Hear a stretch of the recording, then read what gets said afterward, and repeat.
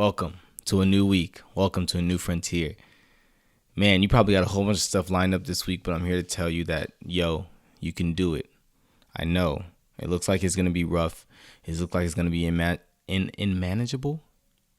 It looks like it's going to be really, really hard to get through. But if you're going through it, that means that God can bring you out of it. It exists. These obstacles in front of us exist. Would God have already prepared us for it? Like he's already, when he created us, he knew every obstacle that he's going to put us through. Truly. So there's already been a strategy laid out for you to excel.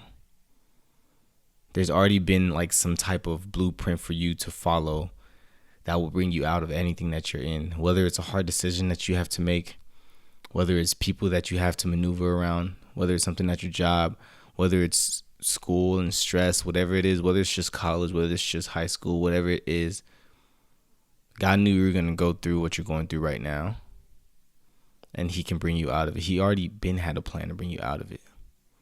What you're going through right now is temporary. And you know what? I really did not plan on, I did not plan on saying that to start off this show. Let me just say that right real quick. But I think that, let's just go with it.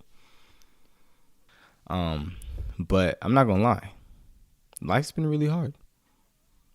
Life's been pretty dang hard. Like ever since I started going back to school. 0 week was cool. You know what I'm saying? 0 week at UCLA was cool because you don't really have much to do. But once we started classes and everything, stuff's been really annoying. So it's been really stressful. Doing a lot of things with my job, doing a lot of things with school, doing a lot of things, wanting to do a lot of things with unassociated, but barely having as much time to even brainstorm what to do. And I've been tired. I have been stressed out. Starting at James chapter 1, verse 2 to 4. Cool. My brethren, count it all joy when you fall into various trials, knowing that the testing of your faith produces patience. But let patience have its perfect work, that you may be perfect and complete, lacking nothing. I think there's two perspectives that you can have when you're going through life or just a really hard situation. The first perspective that you can have is that everything is against you, that devil is having his way, that it don't look like anything's getting better, that, God is just forsaking you and you just are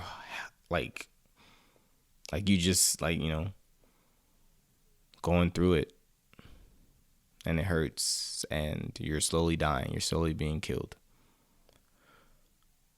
Or you can have a second perspective. And that perspective is that you're in God's hands. He's well aware of everything that you're going through. And although you may not feel him, everything that you're going through has a purpose. That he's literally having you in his hands. This is not an attack from Satan that's just having his way with you. Know that all of this is controlled. All of this has a measure where it can actually affect you and can't exceed that measure. And that God is just having you in his hand and he's molding you and he's perfecting you. And it may be uncomfortable. It may be really, really uncomfortable, but you're in God's hands, ultimately. I think that when you choose what perspective you want to take out of those two, you're choosing the manifestation of your life. When you think that you're in the devil's hands, well, life's not going to get any easier. But when you understand that you're in God's hands, I think that's a much more mature mindset that you adopt.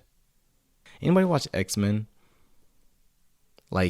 X-Men, they definitely did all their superhero stuff, but when they were training, they'd have this simulation chamber where it's they're fighting simulations and they're training, that's how they train, right? And it's that's how I kind of see how I want to see the trials that I go through. That these trials are not to kill me. These trials are not to bring about my death, but these trials are to make me better. This is training. It's to make me a better human being. I don't have to fear being killed. I don't have to fear just, being taken away from God. The Bible says that, he upholds us with his right hand, the righteousness that nobody can pluck us out of his hand. We have to remember whose hands we're in. Let's look at another verse. Another verse I really love. Isaiah 43. I'm going to read from verse 1 to 2. But now thus saith the Lord that created thee, O Jacob, and he that formed thee, O Israel, fear not, for I have redeemed thee, I have called thee by thy name, thou art mine. Listen to this. When thou passest through the waters, I will be with thee. This is God talking. And through the rivers, they shall not overflow thee. When thou walkest through the fire, thou shalt not be burned, neither shall the flame kindle upon thee. We have to understand that although we can face all these different trials, we can face all these different tribulations, we have to understand that, yes, we are walking through the flames. Yes, we are in the rivers. Yes, we are in the waters. But understand that when we're in God's hands, there's a standard that it cannot surpass. Because the Bible says we are more than conquerors. There is no trial, there is no tribulation that you will meet in life that you cannot defeat with God.